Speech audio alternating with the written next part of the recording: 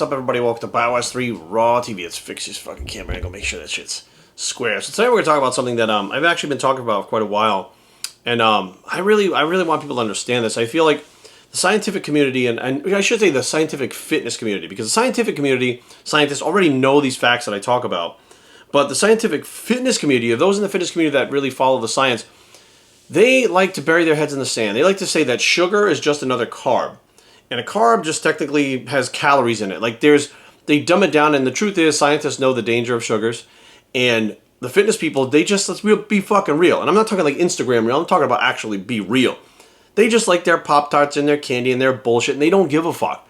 They don't give a shit. Like, you could show them a study right in their face, they'll be like, that one doesn't count. They literally dismiss it. They live by science and use science to prove what they say. But you show something that contradicts what they say done by scientists, that one doesn't count. They're very quick to discredit anything that doesn't really go with their agenda. Now, me, I'm not a big sugar person. I'm more of like a fatty. I like tacos and pizza, shit like that. But, I mean, I'll eat stuff with sugar in it, sure. But I've always been really aware of what sugar can do to the body. Now, I think many of these people do already have some health complications. We've seen people talking about things online that they already have health complications. And they're supposed to be fit, right? Which are supposed to be like working out and eating right and all this bullshit. But they're still having health complications, which you shouldn't be having those. And some people are like, well, Jerry, genetics. Fuck genetics. I don't want to hear any of your shit. My mom and dad were both type 2 diabetics. My grandfather was a type 2 diabetic. My father eventually wound up on insulin. And I have other people in my family that are type 2 diabetics. And I don't have type 2 diabetes. Neither does my brother. Okay? And that's because we don't eat the way that they fucking ate their whole lives. That's all there is to it. It's a man-made disease. It's not a fucking genetic thing. Now, that being said, we're going to talk about something tonight. And I'm going to say the headline is kind of like, the headline just really, it hits you in the face. It says 9-year study finally explains the relationship between sugar and cancer. Now, we all know that sugar is the preferred source of fuel for cancer, right? So if you get cancer, you can actually not cure cancer by eating a keto diet, but you can actually slow down the progress of cancer because your body constantly makes glucose even if you don't eat any carbohydrates, and it will use that glucose. But there's actually some more stuff in this that'll explain a little bit about that. So I'll just read this off the thing, and this is a recent study. So this was published last week on the 5th. So every cell of your body requires energy to function. There are many types of energy sources available. Glucose, which is derived from carbohydrates, is the special interest within the medical community. Why? Because it's also the preferred source of energy among cancer cells. We already know that, right? Not only do cancer cells require more glucose than healthy cells, but they also metabolize it faster, right? So you burn through calories faster, aka wasting disease, right? Dubbed the Warburg Effect, cancer cells reprogram the metabolism to quickly and efficiently break down sugar and promote growth, survival, proliferation, and long-term maintenance. Now, here's the interesting thing, right? Well, this is not even the part. We're coming up to that part. Hang on a second. Discovered by Nobel Prize winner Dr. Otto Warburg, found that tumors required enormous amounts of glucose compared to surrounding healthy tissues. In addition, cancer cells were also observed to be able to ferment glucose and produce lactate in the presence of oxygen, thus the term aerobic glycolysis. Now, here's something a little bit different that I've never been able to put my finger on, but I had an idea that this might be possible. Check it out. Can sugar cause cancer? Cause, meaning not just feed the cancer. Can it actually cause cancer, right? This one type of carbohydrate that's just a macro, that just has calories, because all calories are the same. Sugar is just a carbohydrate, just like oatmeal or anything else. It's all the same. None of it matters. Well, the last time you ate oatmeal, I don't think that you can fucking cause cancer. I've never seen anything saying that oatmeal causes cancer or sweet potatoes cause cancer, or natural foods that are not refined like sugar cause cancer. But check this out. The evidence is pointing this way that discovered and is funded by the sugar industry nearly 50 years ago. So there was a study by the sugar industry 50 years ago, so before I was even born, and I'm an old motherfucker, that says that they found sugar causes cancer, right? But the work has never been published until recently. The sugar industry did not disclose evidence of a harm from the studies that would have strengthened the case. Excuse me. There's all these fucking like highlighted words and underlined and shit because they really want to emphasize what the fuck's going on here. So it says the sugar industry did not disclose evidence of harm from the studies that would have had strengthened the case that the coronary heart disease risk of sucrose is greater than starch and caused sucrose to be scrutinized as potential carcinogen in the latest paper that has been released. So they already knew about this, and what they do is kind of brush it under the fucking rug because the sugar industry, they produce sugar and they promote sugar. Many researchers have long pondered whether the Warburg effect was related to how aggressively tumors grow and how cancer cells ferment sugar rather than relying on the same pathways healthy cells use to produce energy. It is this fermentation process that has now been linked to tumor growth. Our research levels reveals how the hyperactive sugar consumption of cancerous cells leads to a vicious cycle of continued stimulation of cancer development and growth. Thus, it is able to explain the correlation between the strength of Warburg effect and the tumor aggressiveness. The link between sugar and cancer has sweeping consequences. Our results provide a foundation for future research in this domain, which can now be performed with much more precise, relevant focus. A strong connection between sugar and cancer. Dr. Lewis Cantley explains in an interview that he hasn't eaten sugar in decades. I have a very simple rule. He says, I eat fruit, but I don't eat anything that has sugar added to it. And I guarantee everybody would be better off if they ate zero sugar, refined sugar he's talking about. According to the accumulating body of research Dr. Cantley has with his team, as well as Weill Cornell Medicine, excess sugar also helps lead to many types of cancer to grow more rapidly. As we learn more about the cancer metabolism, we understand that individual cancers, interesting, are addicted to particular things. In a lot of cancers, that's insulin and sugar. So not just sugar, but it's addicted to insulin production too. That's weird. It means the cancer, it wants insulin to be produced. It's important to understand that sugar comes from fruits and vegetables are different. Unlike commercially made sources of sugar, which have been stripped of cancer-fighting antioxidants, natural sources of carbohydrates that come from fruits and vegetables naturally come with a variety of antioxidants which help fight cancer. That's part of the difference, but I'll talk in a minute about some other stuff about fructose. These findings are very exciting for the future of cancer research. It shows how important your diet truly is.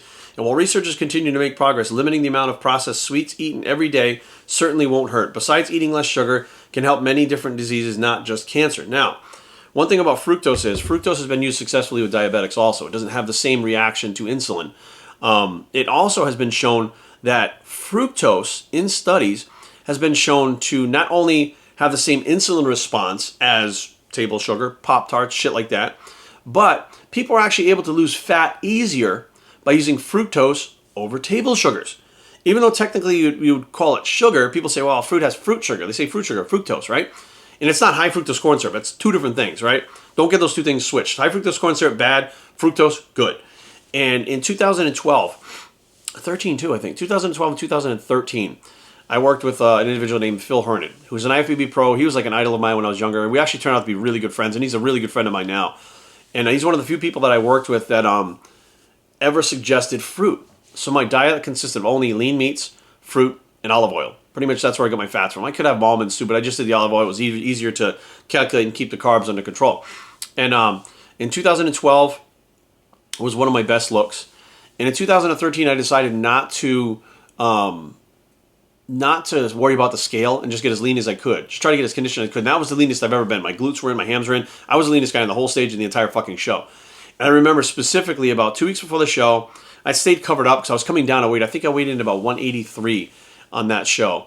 And I was eating pineapple. I had like maybe 2 ounces of pineapple with my post-workout meal. And I was eating that pineapple, and an individual saw me that knew Phil and I both, and he called Phil. Now, he didn't understand the difference between fructose and regular sugar, so he thought I was just eating sugar. He didn't understand. He knew I was working with Phil, so he called him and said, hey, did you tell Jerry to eat fucking fruit? And Phil knew, like, what was going on. And he's like, he's going to go, no, I didn't tell him. He's like, he's fucking with him. He's like, no, I didn't tell him. He goes, oh, that fucker's going to fuck up his prep. He's going to look like shit, blah, blah, blah, blah. He's not doing what you told him. He's so stupid.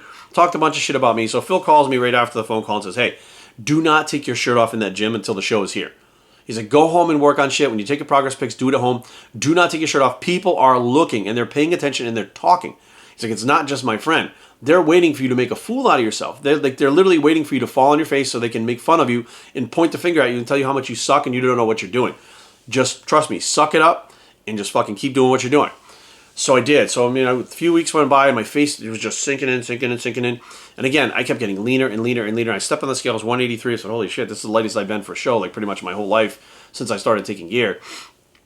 And I got on stage and my conditioning, even the judges were like, man, you lost with size. I mean, the guy was bigger than you. You were just so conditioned, like the most conditioned guy in the show. And that guy never said shit to Phil. He never said shit to me. Nobody said shit. Matter of fact, so many people started asking me about how the fuck I was eating fruit. Matter of fact, I carved up for that show with cantaloupe, mango, pineapple, and honeydew melon.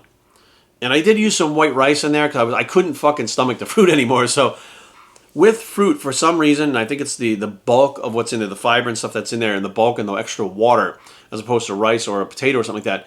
When I had to carve up, to get the amount of carbs I needed, I had to literally eat like fucking pounds of honeydew melon and pounds of cantaloupe. Now, the first day you're starting to cob up and you haven't had much carbs for a while, it's great. You're like woofing it down. Oh, my stomach feels good. I feel fucking full. I don't feel like a fucking shithead anymore. And then you're getting vascular and you're getting fuller. By like the fourth meal, you're like, I don't want another fucking piece of fruit ever again in my entire fucking life. Like, I do not want to eat this. And eventually it was like, okay, look, if you're not fucking stomaching and you're having a hard time getting it down, we only got a couple hours before you can eat again. Let's do some rice. You can get that down real easy. The next fucking meal, we'll do fruit.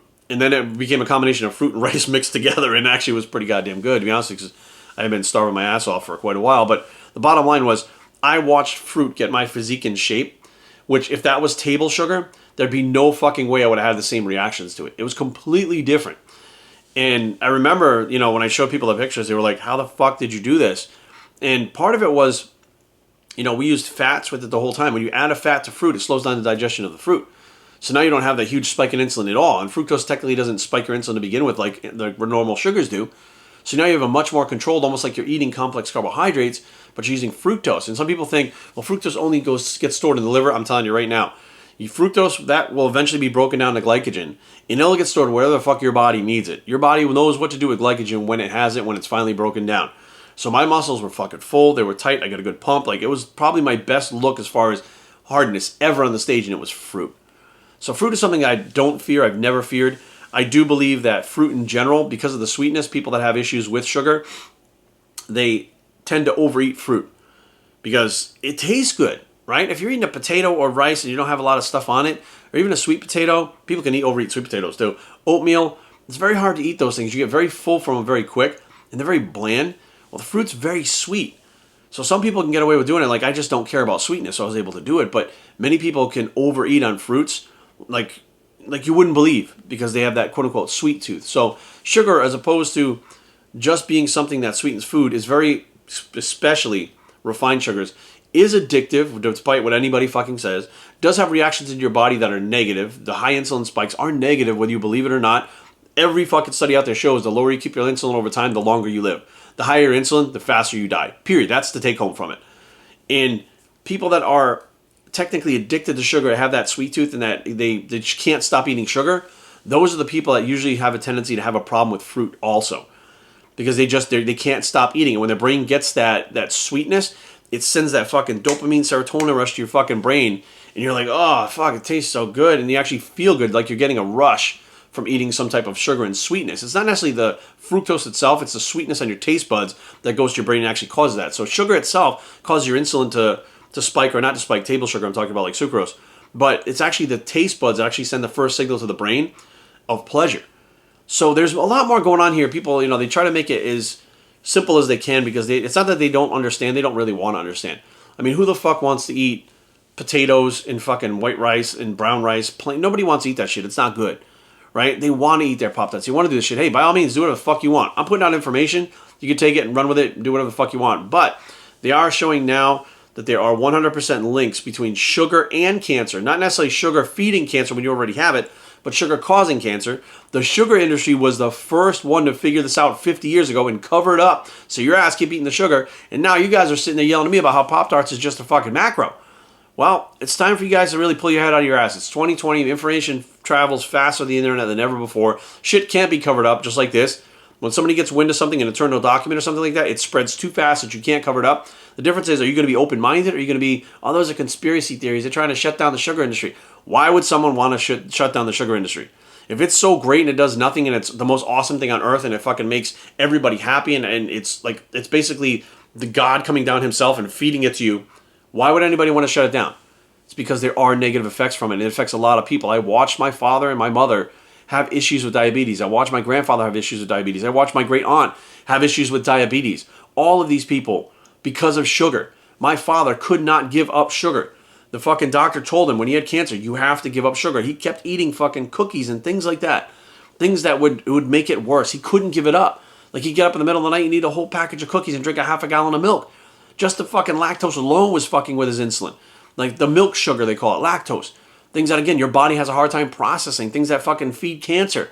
You know, now we find out table sugar can actually is linked to causing cancer in some people. And the thing is, like, Jay, like, well, maybe it's one person, two persons. How do you know you're not that one person? How do you know you're not the one who's going to get cancer from just eating sugar? You don't fucking know. So the bottom line is, guys, do what you want, man. I don't give a fuck. I really don't give a shit. Half you guys, I don't fucking know who you are that are watching this. I'll never know you. I'll never interact with you. Like, it's your life. You do what you want. But my goal is to get information out there that if there's someone out there that needs help or wants help or even fucking wants to know the truth, like, let's be 100% real, okay? No more Instagram real again. Like, let's be real instead of fucking bullshit you see online. We know for a fact that we want to live as long as we can, as healthy as we can, right? And we know for a fact none of us, not one of us ever in the history of the world, human beings, likes to be lied to. Not any of us likes to be looked in the face and lied to or read something that's not true. When we find out it's not true, we freak the fuck out. I'm here giving you the truth. There are people out there that are going to manipulate it and try to fucking hide the truth. But my thing is, I'm not giving you the shit that's fucking going to make you mad. You're going to get mad because you don't want to believe it, which is your own fucking deal, and I understand that. But the bottom line is, if you really dig, and I don't mean go to the first page of Google and look, dig fucking 10 pages in on Google, use Bing, use other search engines. You're going to find a lot more information than just what's on the first page of Google, which different organizations can pay a lot of money to get their shit pushed there to try to keep shit buried. Do your own research, and believe me, guys, there's a lot of shit out there that is not what we once thought it was, and that's just part of life. BioStrengthTraining@gmail.com. Leave comments down below, but don't fight. BioStrength.com is the blog. It's the sugar is bad for you. Buy something. Fuck what anybody says, and we are